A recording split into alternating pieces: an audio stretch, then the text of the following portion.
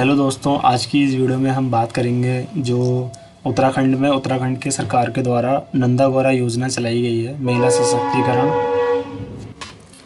सशक्तिकरण और बाल विकास विभाग के द्वारा। तो इसमें दोस्तों पहले जो आवेदन है वो ऑफलाइन होता था, तो कुछ टाइम से जो है गवर्नमेंट ने इसको ऑनलाइन कर दिया है। तो उसके लिए दोस्तों सबसे पहले आपको nandagora.uk.gov.in इसकी ऑफिशियल वेबसाइट पे आ जाना है। ऑफिशियल वेबसाइट का जो लिंक है वो मैं डिस्क्रिप्शन में दे दूंगा आपको। तो इसमें दोस्तों बेसिकली दो टाइप की योजनाएं हैं इसके अंदर। एक तब है जब कन्या का जन्म होता है, और दूसरा तब जब वो कन्या इंटर पास आउट हो जाती है, वो भी गवर्नमेंट स्कूल से। तो दोस्तों आज की वीडियो में हम पहले वाले के जो कन्या के जन्म पे जो आवेदन पत्र हम जमा करेंगे उसकी क्या प्रोसेस है उसके बारे में जानेंगे।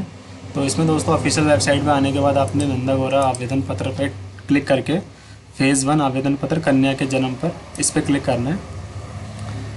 क्लिक करते ही दोस्तों हमारे सामने फॉर्म ओपन हो गया है। तो फॉर्म में दोस्तों सबसे पहले हमें आवासीय प्रकार ग्रामीण, अगर आप ग्रामीण क्षेत्रों में रहते हैं तो ग्रामीण सेलेक्ट करना है। अदरवाइज़ अगर आप शहर या टाउन में से बिलोंग करते हो तो आपको ये शहर पे टिक कर देना है।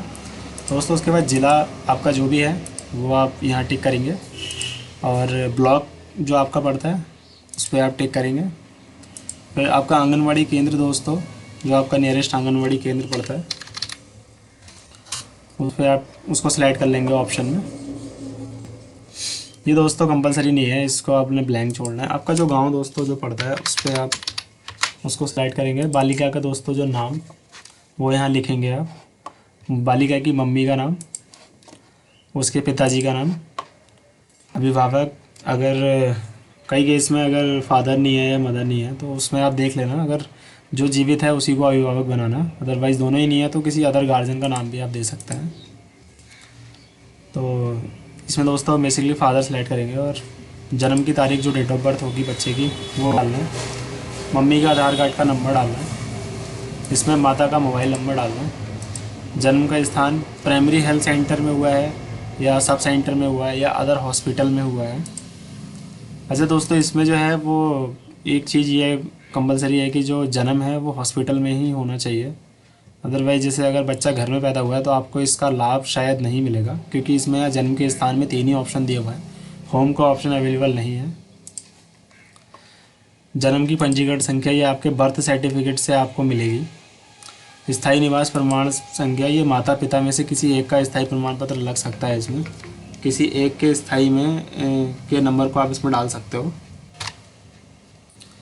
दोस्तों डोमिसाइल का नंबर डालने के बाद आपने जो इनकम सर्टिफिकेट आपको बनवाना पड़ेगा उसकी डिटेल आपको डालनी है इसमें, कि इनकम कितनी है। इसमें दोस्तों बेसिकली 1 लाख से कम की इनकम होनी चाहिए मेरे अकॉर्डिंग। अगर इसमें कुछ करेक्शन होगा तो मैं डिस्क्रिप्शन में डाल दूँगा आपको। आय प्रमाण पत्र जो आप बनवाओगे उसका सर्टिफिकेट का सीरियल नंबर आपको इसमें डालना है। उसकी इशू डेट यहाँ पे एंटर करनी है। कास्ट क्या आती है दोस्तों, अगर एससी है तो एससी, एसटी, ओबीसी या जनरल। अगर आप एससी, एसटी या ओबीसी सेलेक्ट करोगे तो इसका डॉक्यूमेंट आपको देना पड़ेगा। जनरल में कोई डॉक्यूमेंट की ज़रूरत नहीं है।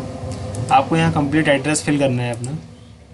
बैंक की डिटेल डालनी है दोस्तों। ये मदर या फादर में से किसी एक की हो सकती है, या फिर आप बच्चे के नाम का भी अकाउंट खुलवा सकते हो। तो इसमें खाताधारक का नाम आएगा पहले, जिसके नाम से अकाउंट है उसका फुल नेम, किस बैंक में अकाउंट है उस बैंक का नाम आप सेलेक्ट करेंगे। यहाँ पे आईएफएससी कोड डालेंगे उसका, खाता संख्या डालनी है यहाँ पे खाता संख्या कंफर्म करना है ताकि गलती ना हो इसमें, और यहाँ ब्रांच का नाम डालना है। अब इसके जब हम आगे बढ़ेंगे तो अन्य बालिकाओं का भी विवरण इसमें मांगा गया है। अगर जो लड़की है उसकी कोई बहन है तो उसकी भी डिटेल यहाँ पे टिक करके, और उसका नाम और उससे संबंध और उसका आधार कार्ड ये डालना है और ऐड कर देना है। अगर एक से ज़्यादा उसकी बहनें हैं तो इसमें ऐड का बटन दबाते ही हमें एक और ऑप्शन डालने के लिए आएगा, सेम चीज़ और खुल जाएगी। तो उसमें हम फिर सेकंड चाइल्ड का भी, सेकंड उसकी जो सिस्टर है उसकी भी डिटेल डाल सकते हैं। अगर ये है तब यस करना है, अगर कोई सिस्टर उसकी नहीं है तो नो, इस पर टिक नहीं करना है। और अगर 2 सिस्टर्स हैं तो फिर उसमें आपको ऐड का बटन दबा के फिर दूसरा, या 2, 3, 4 हैं तो उसके अकॉर्डिंग आपने फिल करना है। उसके बाद दोस्तों ये चेक मार्क का, घोषणा का एक बॉक्स है, चेक बॉक्स, उस पर क्लिक करके घोषणा आप ये पढ़ लीजिएगा। ठीक है। इसमें लिखा हुआ है कि ये जानकारी जो भी दी गई है वो संज्ञान में और सत्य है, कुछ छुपाया नहीं गया है। लाभ प्राप्त करने के लिए प्रथम बार आवेदन किया जा रहा है। किसी भी प्रकार की कोई त्रुटि पाई जाएगी तो वो आप उसके जिम्मेदार होगे टोटली। और जो निरस्त आपका आवेदन हो सकता है अगर कोई भी आपत्ति आती है इसमें, ठीक है।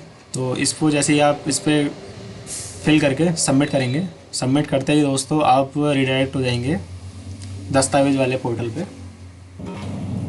दोस्तों इसमें जो इनकम सर्टिफिकेट मांगा गया है वो अभी क्लियर हो गया। इसमें ये 6,000 से कम का होना चाहिए, तो इसका आप ध्यान रखना इनकम सर्टिफिकेट बनाते टाइम।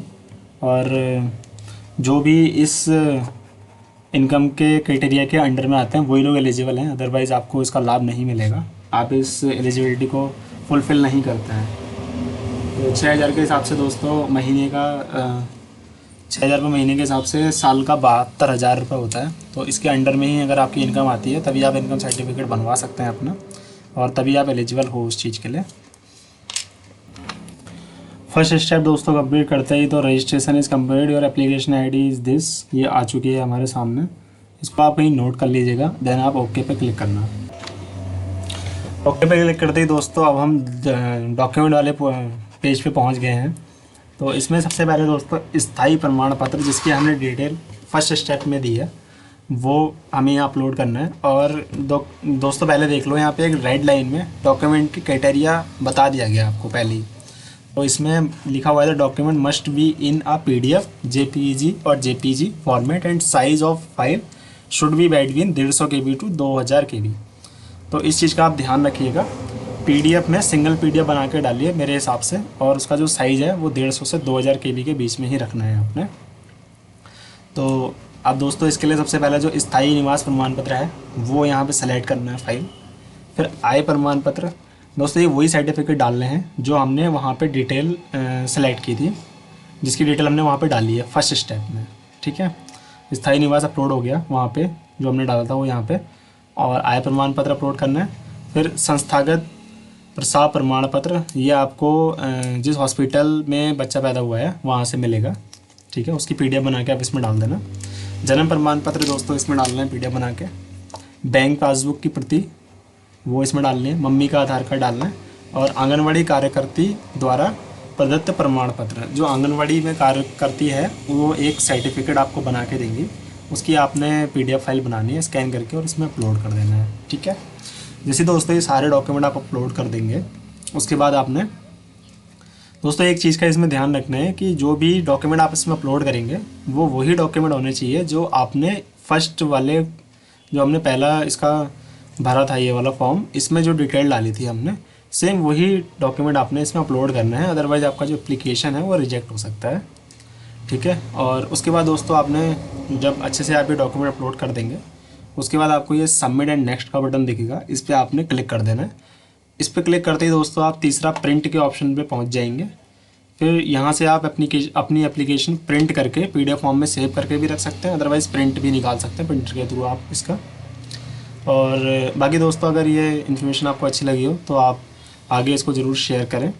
और इस फॉर्म से रिलेटेड अगर आपको कोई दिक्कत आती है तो आप मेरे को कमेंट बॉक्स में बता सकते हैं, या फिर दोस्तों मेरा व्हाट्सएप नंबर है, आप मेरे को व्हाट्सएप भी कर सकते हैं 8445522551। दोस्तों इस पर आप मेरे को व्हाट्सएप भी कर सकते हैं इससे रिलेटेड किसी भी क्यूरी के लिए, और बाकी आप कमेंट में भी बता सकते हैं। Thank you.